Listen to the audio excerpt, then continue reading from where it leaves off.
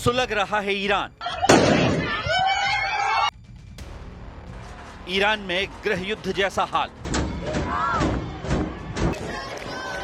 Khamenei के खिलाफ नहीं थम रहा गुस्सा।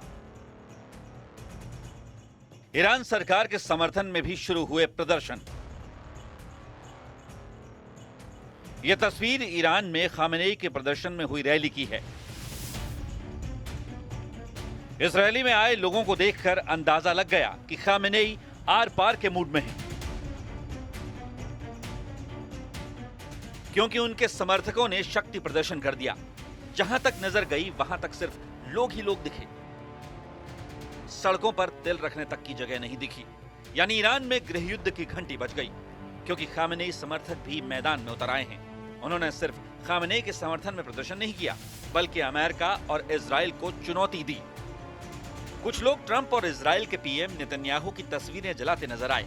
यानी खामेनेई समर्थकों ने आंखों में आंखें डालकर ट्रंप और नेतन्याहू के हर हमले का जवाब देने की तैयारी कर ली। रही बात खामेनेई का विरोध करने वालों की, तो वो तो पहले से उग्र हैं। रात भर ईरान के अलग अलग शहरों में प्रदर्शन हो रहे हैं।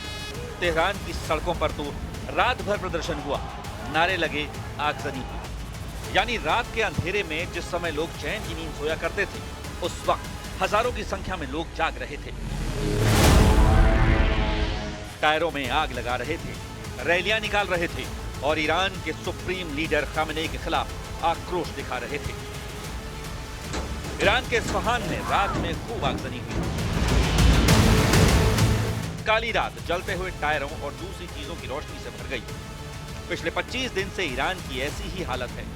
शुरुआत हुई थी ईरान के सुप्रीम लीडर खामेनेई के खिलाफ व्यापारियों की हड़ताल और प्रदर्शन से, जो धीरे धीरे ईरान के अलग अलग शहरों में फैल गई।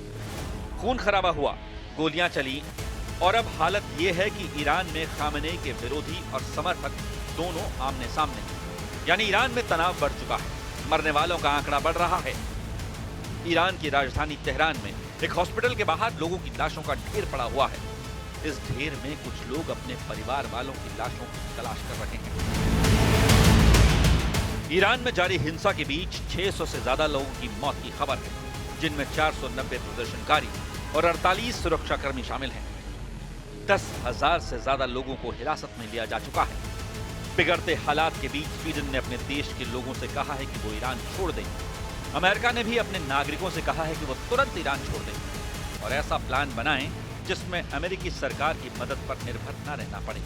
अमेरिका ने ईरान में अपने नागरिकों से कहा है कि अगर वो वहां से नहीं निकल सकते तो किसी सुरक्षित जगह पर रहें और अपने पास खाना, पानी, दवाइयां और जरूरी सामान जमा करके रखें। यानी ईरान में बिगड़ते माहौल ने दूसरे देशों को डराना शुरू कर दिया, क्योंकि जैसा माहौल है उसे देखकर लगता है कि जंग कभी भी छिड़ सकती है। ईरान में तख्ता पलट की कोशिश की जा सकती है, क्योंकि ईरान में खामेनेई समर्थक और विरोधी दोनों लड़ने के मूड में दिख रहे हैं।